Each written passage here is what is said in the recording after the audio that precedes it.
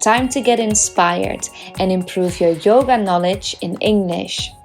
You're listening to Your Yoga in English, a podcast for yogis and yoga teachers that speak English as their second or third language and want to practice or teach yoga worldwide. I'm Annie, the founder of Enga Unite, and here to guide you on the way to become the confident and knowledgeable English-speaking yogi you want to be. So this week we're speaking about self-care, and especially self-care for your self-esteem. This theme spoke to me because for years and years and years I've been working on self-development and my self-image, and I was reading a book. And in the book, it became suddenly very clear to me that I've been doing it wrong for a long time. And the thing that I discovered was that we don't need to work on our lack of confidence or our self-image, but it's self-compassion. And to practice self-compassion, one of the things that I think are very necessary is meditation or mindfulness. And that's why I asked Flo to join us. Flo is an expert when it comes to meditation. She's a yoga teacher. Yeah, let's speak to her and find out what we need to do to boost our self-esteem for real. So Flo, can you introduce yourself a little bit? So, well, I'm Flo, as she said, and I'm from Seville. I left my hometown almost 10 years ago when I decided to move to Scotland to learn English. And that decision, it took me, to be, after 10 years, I'm back now, no? And, well, it's been quite a journey, and I learned English, but I think I have learned other things that are more important, and now we can have this chat, no, about them. Amazing. And you said you left your hometown. Where do you live, or where are you from?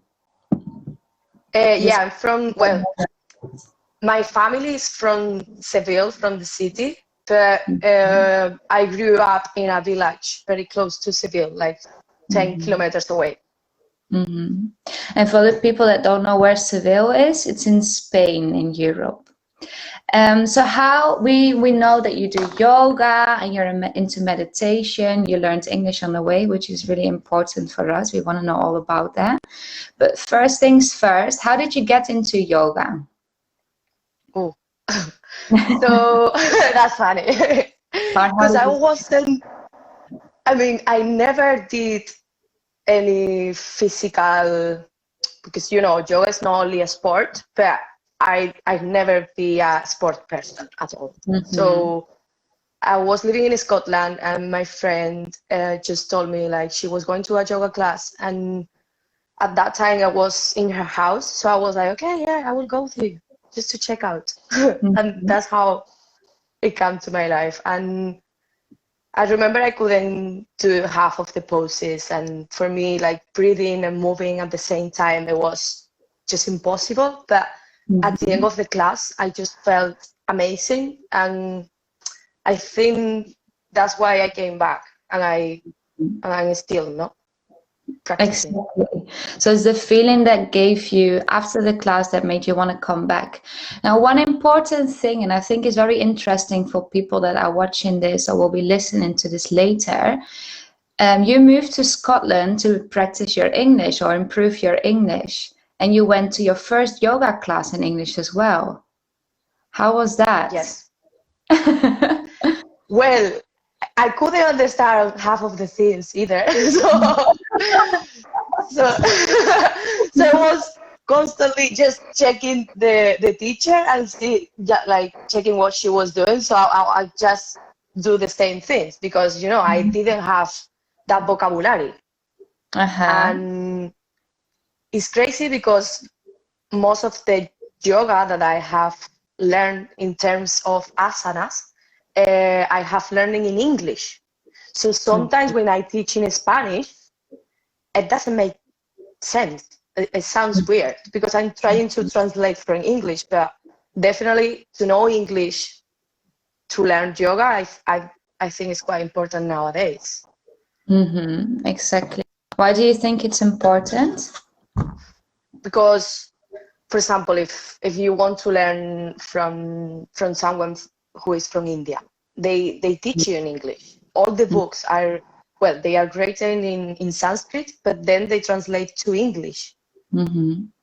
So I think you have access to more information when Absolutely.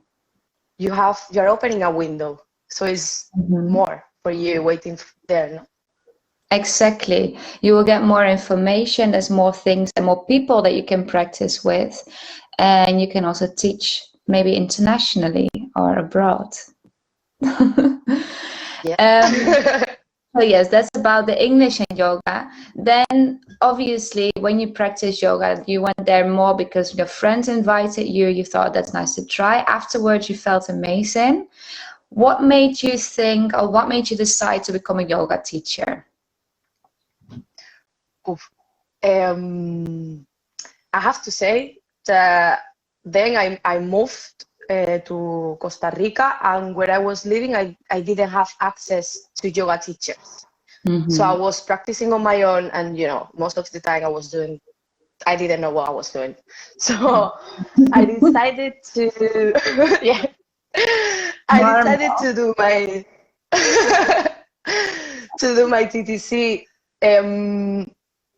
not to teach actually at the beginning. I decided to do it just to know what am I doing and to design a sequence for myself, to know more about philosophy and history, and I wanted to know more because I was feeling amazing. No, I was like, what is this? I need to know. And that's when I decided to move to India and learn there.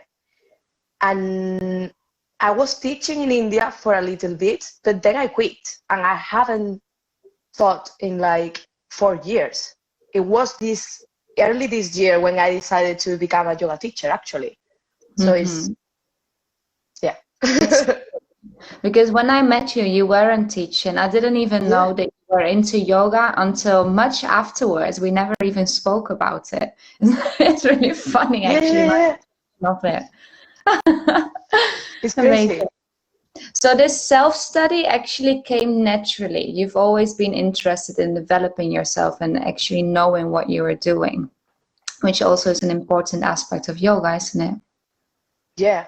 And I think that's why I also like it, yoga, because I use it as a tool, no? And Exactly. what you were saying before, like you didn't know that I was a yoga teacher, and this now I can see that this has a lot to do with self-esteem, and it's because I thought I couldn't teach. I thought, no, I cannot be a teacher. How am I gonna be a teacher? Like, I'm not ready.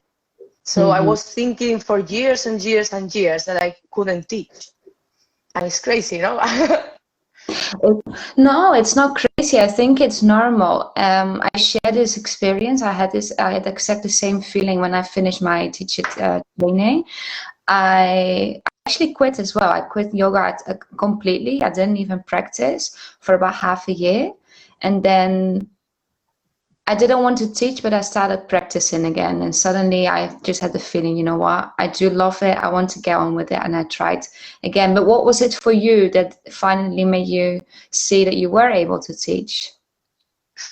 So, I've been practicing all these years, but kind of in a private way, no? I think it's also have to do with the way I was taught in India. For them, practicing is something that it's like a ritual. It's your prayer. It's something very private. It's not something that you share or post on Instagram. So for me, what they taught me is like, okay, you need to keep this for you because it's something that you do for you. And this is right. I'm not saying it's wrong. But I also believe that if you share it, you can inspire others and you can help other people. So early this year, I was living in Sri Lanka, and one of my friends, she was teaching there, and she couldn't go to her class, and she knew I got my TTC, so she said to me, Flo, I need someone to cover me, so please go teach. I was like, what? I was so nervous. I was like, no, no, no, no, no. She was like, yeah, try. And I remember I was checking like my voice, like I couldn't proper teach. Like I wasn't happy at the end of that class, but that feeling, it was what made me think, okay, I want to teach because I really want to do this. And Is it, it was like that. is a feeling of maybe satisfaction or fascination, because it's really interesting when you're teaching people just follow the instructions and they get it. It's amazing the feeling they get afterwards. Was it more like that? Yeah, it's like, man, I have something that I know. Of course, I'm not an expert, and that's an idea that I have to like overcome, no? That I don't need to be a yoga expert to teach. It's about sharing your experience. And if you have something within you that is gonna make others' life better, if you don't share that, actually you're doing something wrong. Because you can help other people and you're keeping that for you. Exactly. And when I saw the people leaving the class and they felt amazing and they say to you, thank you, Flo, like you make me feel so good and you give me the key and now I can practice on my own with these tips that you gave me, you feel amazing, you're helping people. Absolutely. I completely agree.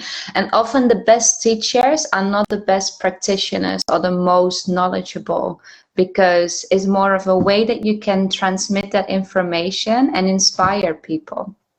A way to explain. All right. So then another thing that really fascinates me or inspires me about you is that you're really into meditation. And I think, like I said at the start of this chat, to work on your self-esteem, we need to work on self-compassion first, because a lot of the time, and I think it's a hype right now that people practice self-care and self-love and self whatever. But actually these things, they put a lot of pressure on you and they set really high expectations, and they think I need to do self-love and self-care because it will make me feel better. But really what you do with that is that you need constant affirmation or attention from other people, because you need this reassurance. So now that I'm really into this theme and I'm reading into it more, I find it really fascinating. And I discovered that it's more self-compassion we need to focus on. And focus on this theme, it's all about meditation, I think. Or not even meditation, mindfulness practices. What's your opinion on this? Well, it's quite interesting that you just said that about how we need sometimes when we practice a lot the self-love, the self-care, we need people to tell us, oh, you're doing good, you're doing right, no? And well, meditation is a quite wide theme, but talking about this, it teaches you a lot about how to be, it's not to become happy, okay? It's just to be in a state of peace, and how that state of peace is only you're responsible. It's no one else. So you don't need other people to tell you anything, or you don't need anyone from the outside world or anything material from the outside to make you feel good. It's only yourself who has to do this for yourself. So it has to do a lot with self-esteem too, because when we meditate, what we are actually doing is not, some people think we stay there. I'm just here. But actually, we have homeworks to do. Like, you are doing a lot of things. And the most important thing that you are doing is that you are observing. And you are not judging. You're just observing sensations, observing your feelings, your thoughts. Your purpose is to not get involved. You just observe from the outside and you accept them as they are, not as you want them to be. Like, things are like this. It's not something that you are dreaming or you want this to be bigger. No, this is like this and it's like this. And when you work in acceptance, then you accept yourself. Yeah. And you understand that you are perfect the way you are. And you are the only person in the whole world who can make you happy and who is going to be with you your entire life. Exactly. This is what I believe as well, when you practice self-compassion. These things are so closely aligned. They have so much in common. And I would say they are actually inevitable not to practice together. If you want to work on your self-compassion for your self-esteem, you need to practice meditation or mindfulness. And like you said, it just allows you and it shows you to accept yourself as you are. Doesn't matter if you're blonde or brunette, or if you're sturdy or chubby, or if you're really slim, because all these things also are physical things that we are not happy about. It's all about, and it's such a cliche, but it's really true. It's what about what's in the inside, and just being able to accept yourself. So how does meditation help you to do this? Because like you said, you are sitting and we are observing things, but what actually happens in the body or maybe your brain when we do this? So what I actually do is what you're asking, or in a, okay. So give us an example for people that have never practiced meditation or mindfulness before. Maybe that's an idea to show them how it works. I mean, there are different stages, but if I have to summarize and to understand, no, there are also different terms that we need to reassure that we understand, because we can fall into too much ego, or we can fall into thinking that people that they don't meditate, oh, they don't know. It's not about that at all. So when we sit, first of all, we connect with our breath. Our breath is the tool that brings us to the present moment. Also, it's not about, if a thought comes to you, don't feel bad. I mean, this is normal. You don't have to be like, oh, I'm not meditating. This meditation is no good. My brain is going everywhere. No. So you accept it, like, okay, today I'm agitated.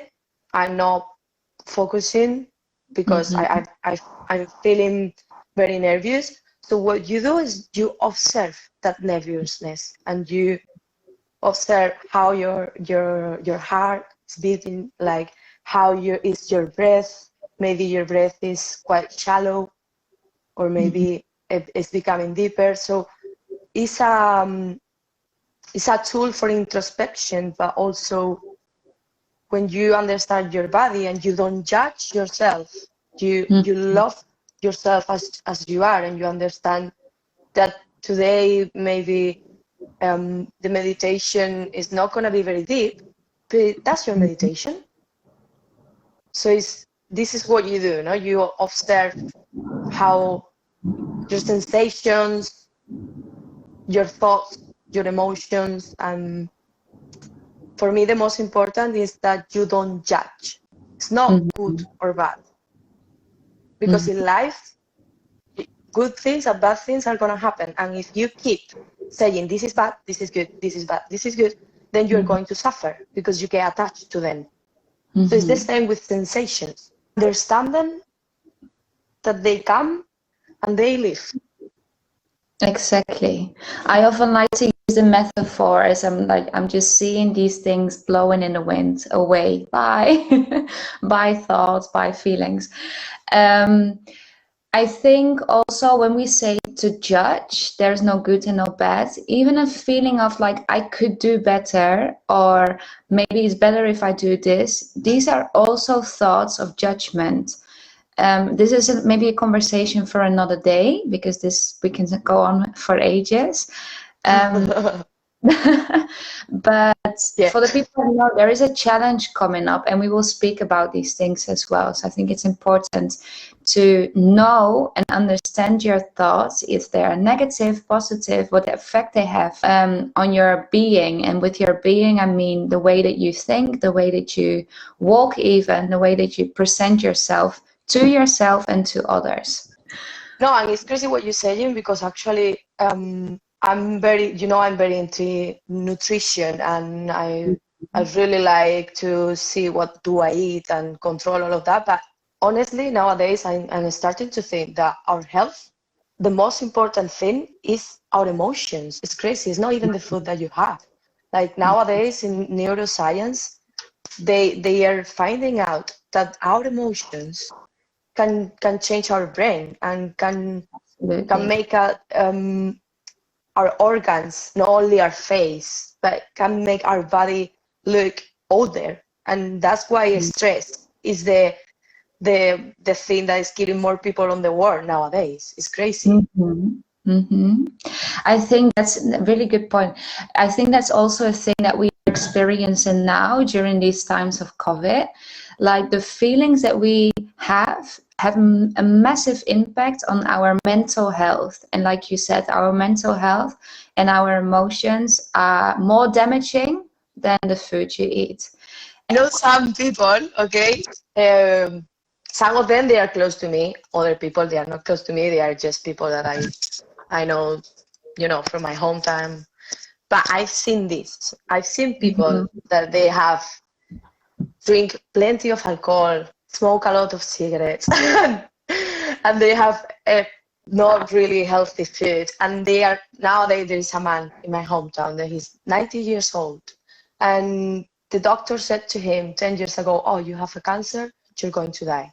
He's still alive. And I see him, like, he's happy, he's smiling, he's spreading love and joy, and you can see like, and then I see people that, they take care a lot of themselves, and they are kind of obsessed with food and the sport.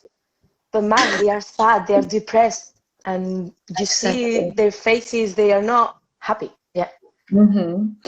Very good point. I think when practicing any of these things, whether it's yoga, meditation, maybe Ayurveda to stick to a healthy diet and lifestyle, whenever these things become an obsession, it's also an illness. It's something that you pressure yourself to do. If I haven't done my yoga by 9 a.m., I'm not going to have a really bad day, blah, blah, blah. You're already poisoning your mind with all these negative thoughts that have a bad effect on you anyway. So yes, be careful for this not to turn into an obsession. All right, let's go back to to the topic of, because this is a really interesting chat. We can't talk. Yeah.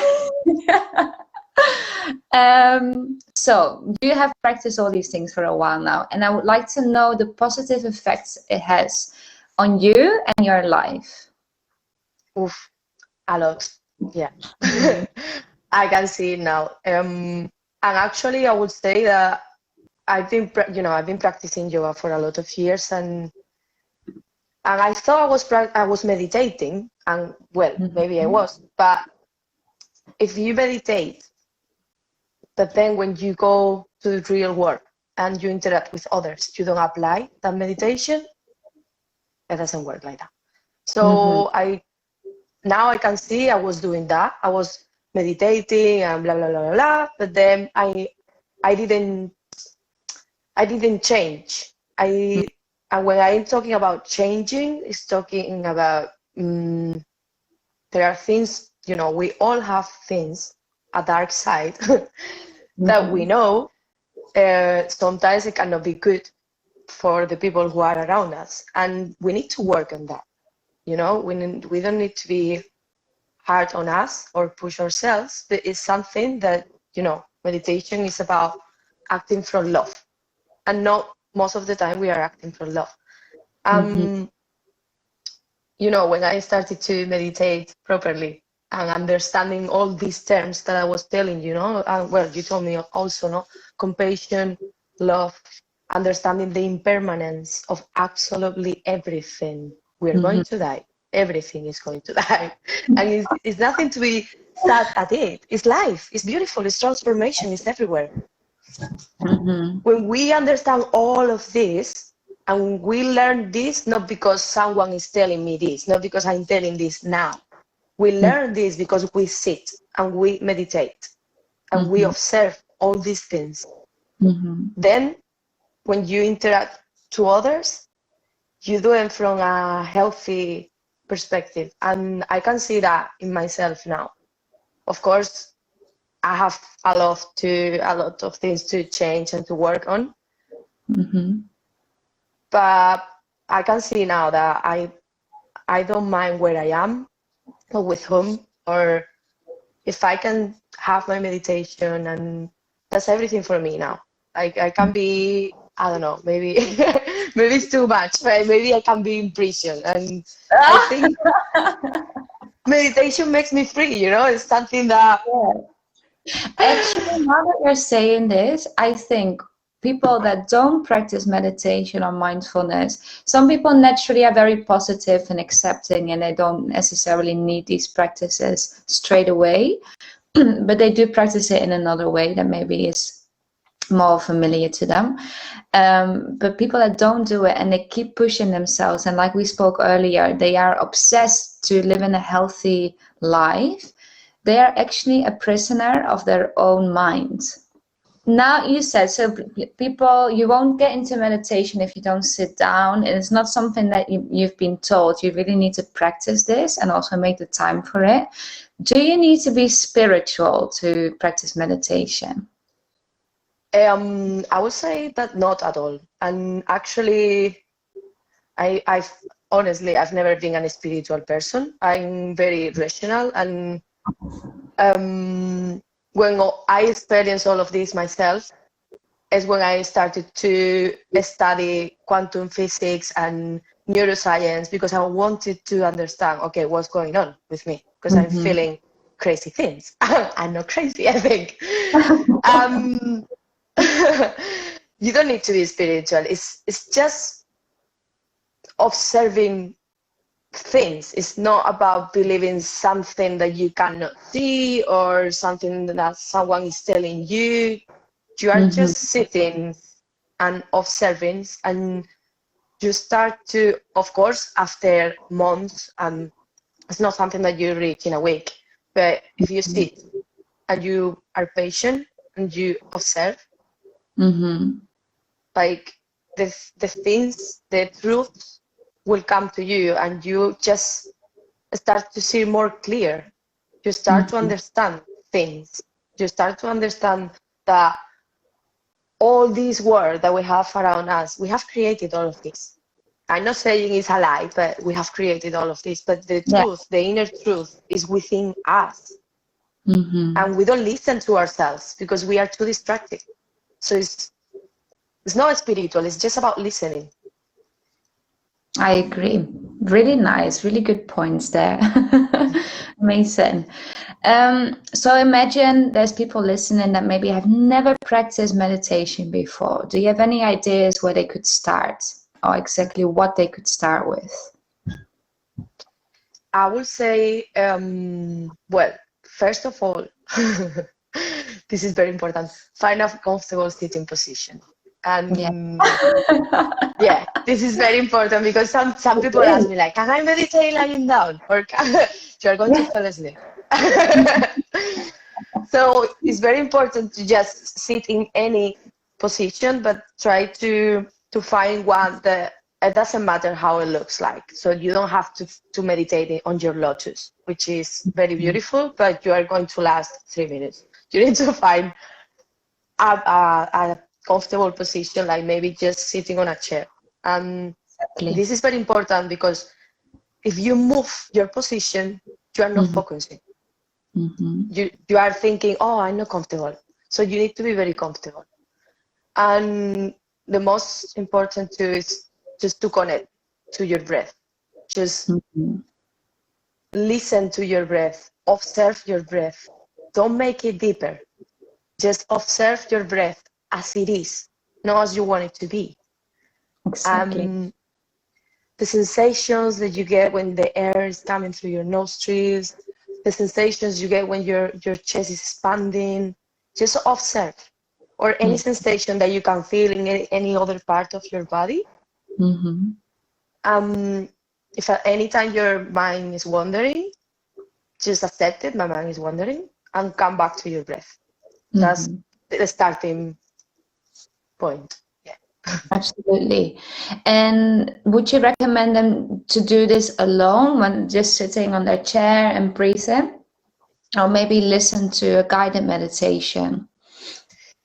I'm not a very fan of guided meditations. You have a lot of types of meditation, same as the types of music that you can hear in this world, no? But the thing is, like, when you listen to someone else, or when you focus, if I tell you, okay, I'm gonna light this candle and you need to stare to the candle, all these things are external things. It's not you. It's something external. So at the end, we are not looking for something external. We are looking for something that comes from within us. Exactly. So we need to work on trust ourselves too. Like, okay, I don't need someone to guide me. I can explain you because you need some tips, but I recommend that you can meditate next to someone, and it's super powerful when you are in a room full of people and everyone is meditating, that you can feel that vibe, but doing on your own. Exactly. And to start with, how long would you recommend, and how do you keep track of this time?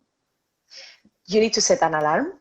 Depends the person. I would recommend between 20 minutes, maybe no more than 40 minutes at the beginning.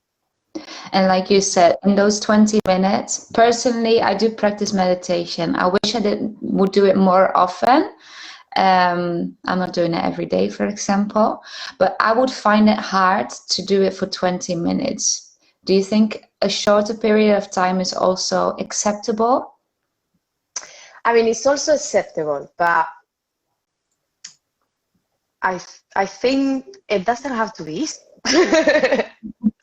It's not going to be easy. I mean, of course, it's acceptable, and I understand that some people, they don't have enough time, or but if you have 20 minutes, I recommend that just to observe yourself, to know, okay, what am I doing? What to find your weaknesses, no? Because maybe the position of your legs is what is bothering you, or maybe are the thoughts, or maybe, but if you don't sit enough, you're never gonna know what is that is bothering you. Exactly. But yeah, you can meditate 5 minutes if you want. I'm asking because I'm always saying that, guys, you don't need half an hour or an hour to do all these practices. Even if you spend 5 minutes on yourself each day, it can help. It can help your quality of life, or benefit your quality of life. Obviously, if we do have more time, spend it wisely. Spend your energy in the things that are truly important, and not on scrolling on social media or whatever it is that you do. When you meditate, you start to sleep less because you have more energy. So if you meditate 1 hour, then you can sleep 1 hour less. Interesting. All right. Is there anything else that you think people should know about meditation or mindfulness? Well, I would say that to not be hard on ourselves, to interact with ourselves and with the world always from love, and also to observe our minds, and to understand that our mind is sabotaging us all the time.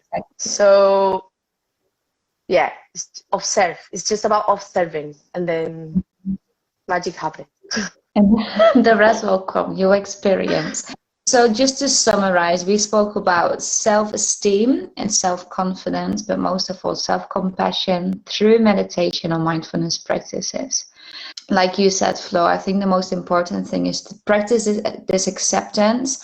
Just understand who you are, most importantly, and then accept who you are. And in the end, you will understand that you're just part of a world of a lot of people, a lot of things, and we're all coming from the same thing.